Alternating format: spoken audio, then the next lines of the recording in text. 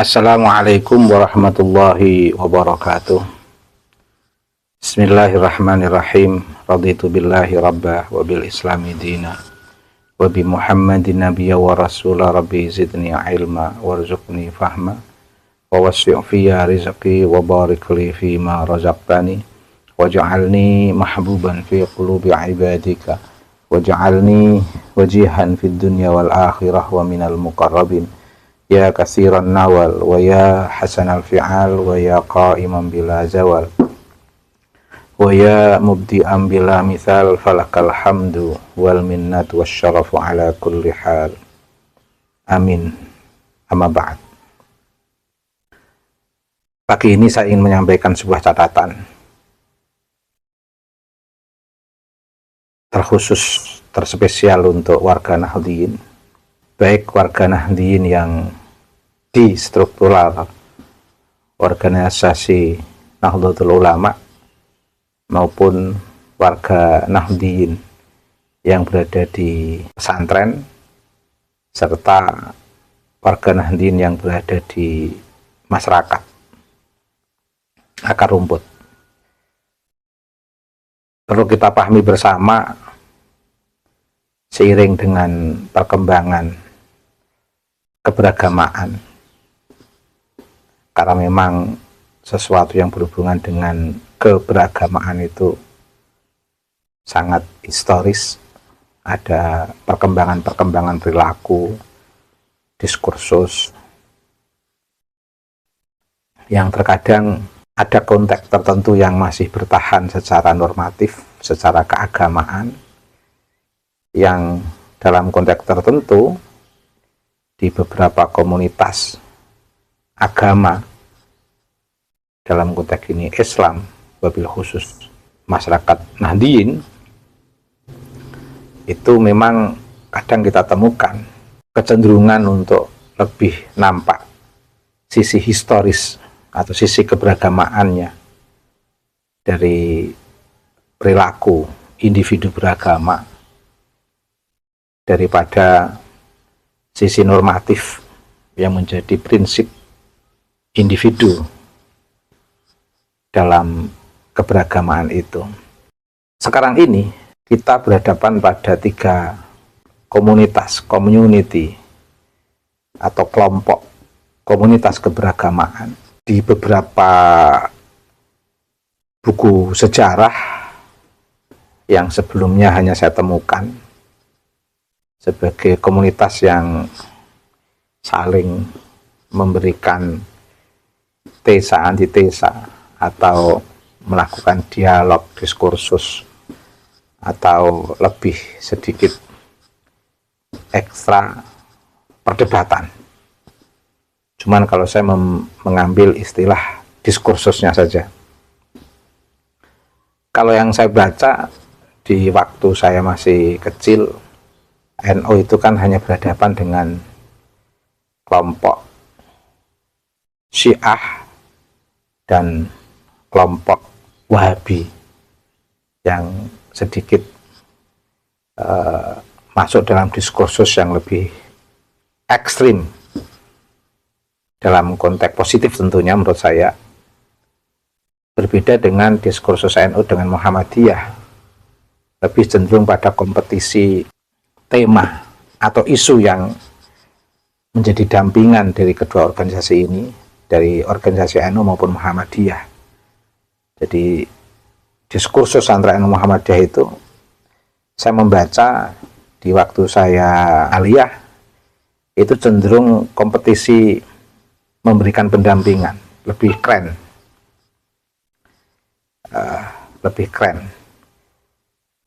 meskipun di situ ada diskursus kecil yang terkait dengan hal-hal yang furu'iyah, tentang kunut, tentang jumlah tarawih dan beberapa hal kecil-kecil lainnya, tetapi saya kira itu tidak signifikan untuk menjadi sebuah konflik, tetapi justru signifikan untuk kompetisi ke arah pemberdayaan dan pembebasan. Jadi kompetisi NU Muhammadiyah itu lebih sehat. Tetapi kompetisi ketika diskursus, diskursus ketika berhadapan dengan Syiah dan Wahabi ini dalam tanda kutip lebih ekstrim, butuh pikiran yang ekstra untuk menjawab. Tetapi dalam diskursus secara publik, Syiah lebih soft. Syiah lebih soft, lebih istilah yang mereka gunakan itu dengan istilah taqiyah, menutup diri, tidak menampakkan prinsip normatif yang menjadi pilihan keberagaman mereka untuk dihadapkan secara frontal dengan yang mayoritas yang berbeda. Saya tidak tahu ketika mereka nanti akan menjadi mayoritas, tapi cenderung Syiah dulu hingga sekarang saya lihat masih mengedepankan taqiyah, menutup diri untuk menghindari konflik dengan mayoritas atau arus utama di lingkungan itu sendiri. Meski di beberapa tempat Syiah itu ketika sudah menjadi mayoritas lebih menampakkan sisi radikal dalam merefleksikan keberagamaannya. Yang ketiga, warga Nahdliyin saat saya masih aliyah itu berhadapan dengan komunitas Wahabi yang sampai sekarang masih mudah ditemukan Wahabi-Wahabi yang takfiri. Tentu di Syiah juga ada Syiah yang takfiri, di Wahabi juga ada Wahabi yang takfiri, tetapi di Wahabi lebih berani menampakkan diri untuk mudah mengatakan kekufuran, kekafiran komunitas yang berbeda paham. Ciri takfiri itu kalau tidak dengan istilah kata kafir untuk sebuah yang disematkan kepada seorang individu atau gerakan kelompok yang berbeda, itu biasanya menggunakan sinonim laknatullah, dilaknat oleh Allah, dikutuk oleh Allah, tempatnya neraka, seperti iblis, seperti dajjal. Ini kan sinonim-sinonim takfiri sebenarnya, meskipun tidak banyak, terkadang tidak secara tegas dengan mengucapkan kekafiran pada individu atau kelompok, tapi sinonim-sinonim ini kadang bisa dibaca dari gejala komunitas masyarakat yang lebih mengedepankan terminologi atau istilah takfiri. Itu tantangan warga Nahdliyin di saat saya masih aliyah, sekitar tahun 90-an. Tetapi warga Nahdliyin sekarang ini tantangannya luar biasa, karena ada satu gerakan komunitas habaib. Setidaknya ini saya pahami dari tampilan-tampilan mereka di sosial media yang kebetulan menjadi tokoh-tokoh sentral dari kalangan habaib, yang juga memunculkan keberagamaan baru. Mengapa saya katakan keberagamaan baru? Karena berbeda dengan keberagamaan para habaib yang saya temukan di saat saya kecil. Tentunya pasca kemerdekaan. Berbeda lagi kalau habaib di zaman kolonial, tentu lebih ekstrim karena mereka langsung bersamaan dengan para penjajah, dan tidak sedikit para habaib yang menjadi kenil-kenil penjajah, dan itu ditemukan di dalam catatan-catatan buku dokumen yang sekarang ini beredar luas. Tapi pasca kemerdekaan, setidaknya saya sebagai generasi pasca kemerdekaan menemukan habaib di usia-usia saya di SMP SMA, mereka itu nampak sinergis, harmonis dengan para kiai, dengan para santri.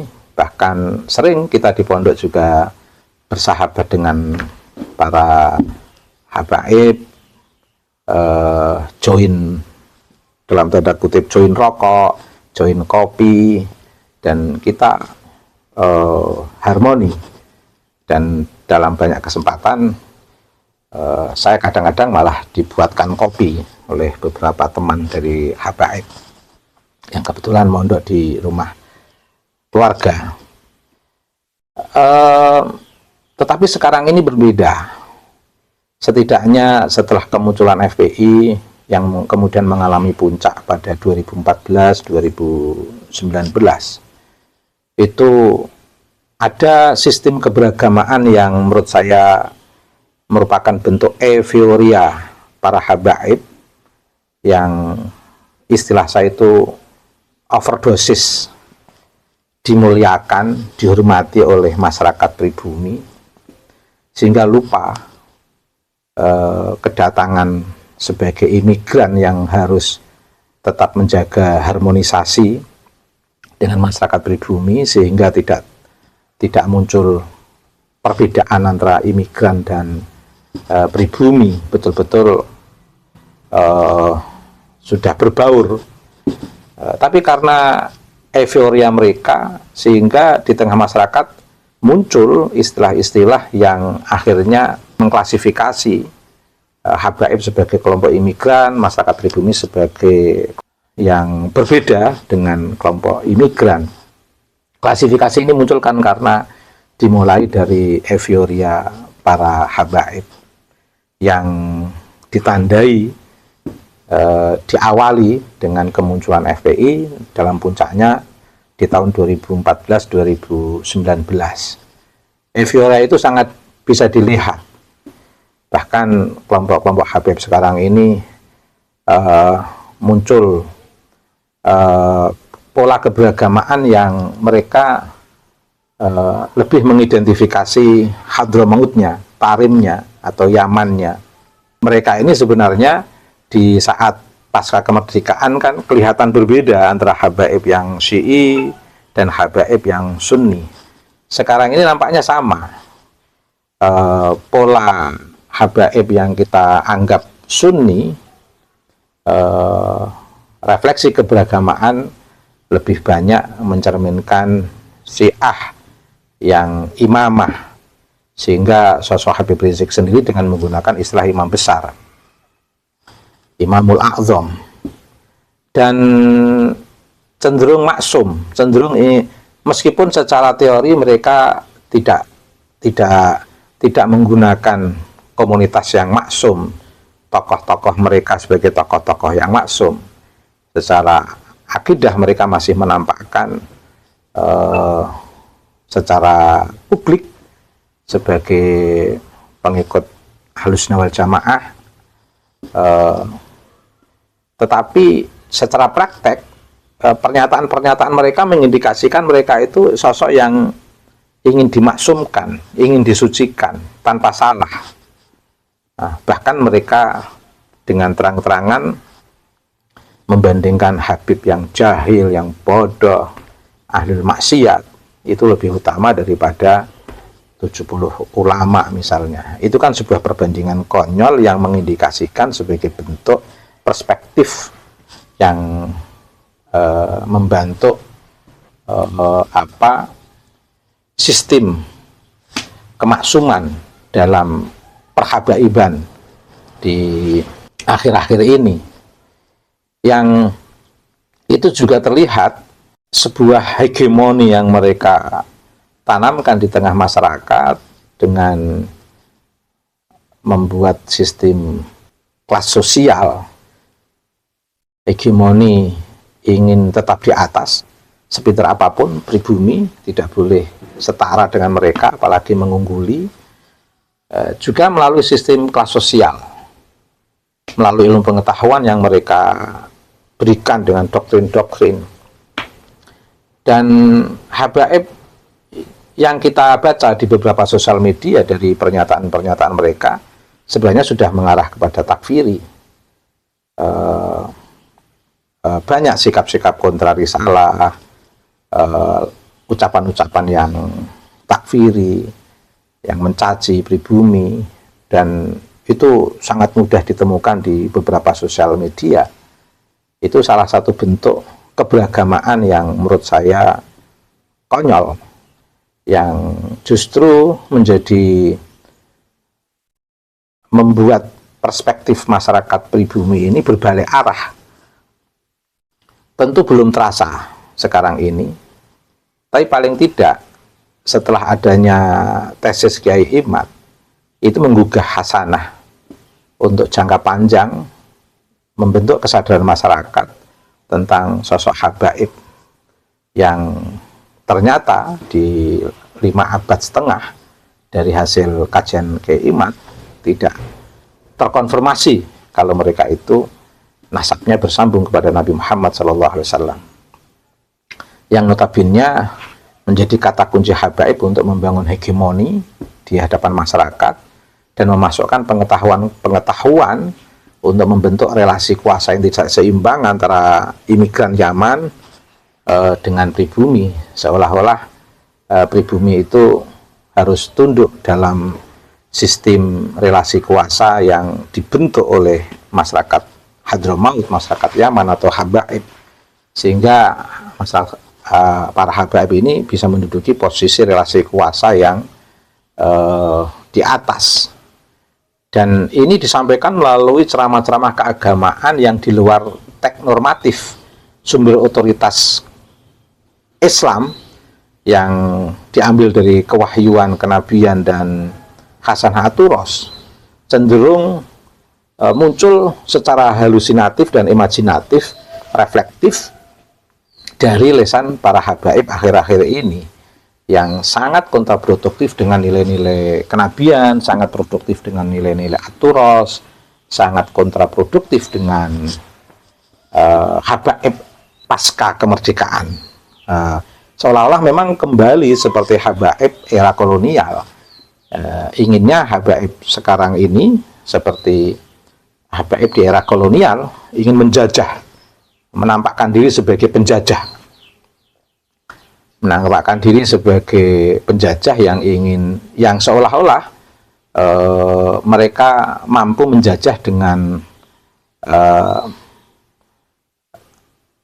melalui spiritualitas, tidak melalui sistem kekerasan, tapi melalui spiritualitas. Bukan kekerasan fisik secara empiris, tapi kekerasan melalui kekerasan spiritual yang membelenggu atau memberikan atau bersifat otoritatif, intervensif terhadap jiwa para muhibbin atau masyarakat pribumi yang tidak terbuka nalarnya, yang kurang memiliki pemahaman yang utuh terhadap Hasanah At-Turos, risalah kenabian dan kewahyuan yang dibawa oleh Nabi Mustafa Muhammad SAW, dikembangkan dalam Hasanah At-Turos yang kemudian dipertahankan oleh para ulama, para kiai di lingkungan Nahdlatul Ulama. Kecenderungannya sangat kontraproduktif, sehingga sekarang ini memunculkan konflik-konflik yang luar biasa antara habaib dengan masyarakat secara luas. Fenomena Kiai Imad itu bukan fenomena yang menjadi penanda munculnya konflik antara habaib dengan warga Nahdliyin, bukan. Munculnya tesis Kiai Imad itu adalah sebuah tesis yang memang memberikan solusi agar sistem hegemoni yang dibangun oleh habaib, sistem relasi kuasa yang tidak seimbang yang dibangun oleh habaib melalui pengetahuan-pengetahuan agama yang bersumber dari halusinasi, dari imajinasi para habaib, yang kemudian menjadi common sense atau pandangan umum para muhibbin, hasil doktrinasi para habaib melalui pendekatan halusinasi dan imajinasi ini itu berbahaya. Sampai sudah secara terang-terangan mencaci para kiai dengan istilah-istilah hewan, mencaci para kiai dengan berbagai bentuk refleksi understatement yang merendahkan para kiai. Ini kan luar biasa dan menjadi kegelisahan Kiai Imad untuk menjawab problem ini. Karena real di tengah masyarakat sudah banyak benturan antara habaib dengan tokoh-tokoh masyarakat tertentu dan habaib dengan masyarakat, dan seolah-olah habaib berada di atas. Karenanya muncul tesis Kiai Imad untuk melakukan resolusi konflik dengan mengingatkan para habaib, sekaligus membuat calling down para habaib atau membuat lemas para habaib untuk tidak terus melakukan arogansi, kesombongan, keangkuhan, dan lain sebagainya yang bisa kita lihat di sosial media, yang nampak sekali seperti perilaku para penjajah melalui pendekatan spiritual, yang tentu kita melihat fenomena seperti ini, kita tidak rela dengan masyarakat pribumi yang menjadi korban. Bukan karena saya sebagai masyarakat Jawa, bukan karena saya sebagai masyarakat pribumi, tapi saya sebagai manusia memandang kemanusiaan masyarakat pribumi yang direndahkan oleh para habaib. Jadi keterpanggilan saya justru yang pertama adalah nilai kemanusiaan yang direndahkan. Nilai kemanusiaan masyarakat pribumi yang direndahkan ini yang membuat saya lebih menaruh empati simpati untuk turut bersama-sama Kiai Imad mengingatkan para habaib untuk tidak terus-menerus melakukan keangkuhan, kesombongan lewat bahasa-bahasa agama yang sudah menjadi common sense untuk menjajah masyarakat pribumi. Tentu ada unsur subjektivitas saya. Kenapa saya harus membela masyarakat pribumi yang jadi korban arogansi para habaib? Saya mengakui subjektivitas saya sebagai sesama masyarakat pribumi, sebagai masyarakat Jawa. Itu ada memang. Tapi apa salahnya ketika muncul subjektivitas saya untuk membela saudara saya yang sesama masyarakat Jawa, masyarakat pribumi. Dan saya akui ini sebagai bentuk subjektivitas, tidak ilmiah. Tapi bagaimana kita menghadapi penjajah supaya untuk bisa berbicara secara ilmiah? Dalam konteks-konteks tertentu, ketika kita harus berhadapan dengan penjajah spiritual, itu tidak bisa bersifat ilmiah. Saya akui ada subjektivitas pembelaan terhadap masyarakat Jawa yang menjadi korban hegemoni melalui pendekatan bahasa spiritual yang sebenarnya bukan bahasa agama tapi bahasa imajinasi, bahasa halusinasi yang intervensif, yang menekan, yang merendahkan masyarakat pribumi. Jadi yang pertama adalah keterpanggilan empati saya terhadap kondisi kemanusiaan masyarakat pribumi yang direndahkan. Yang kedua, ada subjektivitas saya akui adalah keterkaitan antara kebersamaan saya, kesetaraan saya, ikatan kejawaan saya, ikatan kepribumian saya di tengah saudara-saudara saya yang sedang terintervensi. Tentu akan ada yang ngomong, mereka akan senang menjadi muhibbin. Mereka akan senang mendengarkan ceramah-ceramah yang mencaci maki, ucapan-ucapan kotor, bahkan setiap kali ceramah banyak yang datang untuk mendengarkan ceramah para habaib. Iya, karena mereka belum memahami. Tapi siapa yang tega? Ada saudara yang terbius dalam penjajahan spiritual yang tidak bersumber dari agama, yang tidak bahkan mendistorsi nilai-nilai agama dengan halusinasi, dengan imajinasi mereka. Banyak kekerasan-kekerasan verbal yang mereka ungkapkan terkait dengan cacian. Misalnya masyarakat datang baik-baik di hall salah satu habaib. Apa yang dikatakan oleh Habib Taufik? Kalian di sini datang cuman bawa gula 1 kilo misalnya.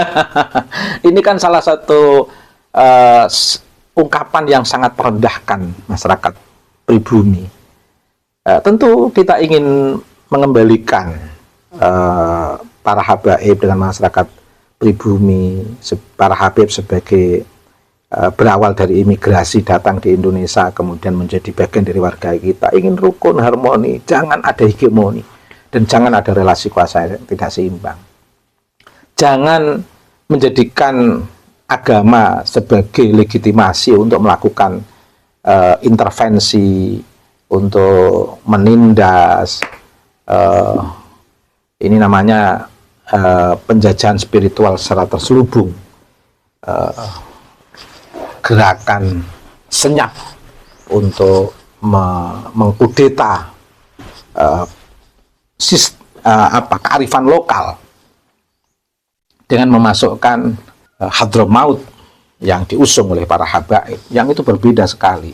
Warga Nahdliyin perlu memahami juga ini, bahwa sekarang ini kita real dihadapkan kepada sebuah komunitas diskursus yang kita tidak perlu benci, karena ini bagian daripada keberagamaan di Nusantara, di Indonesia,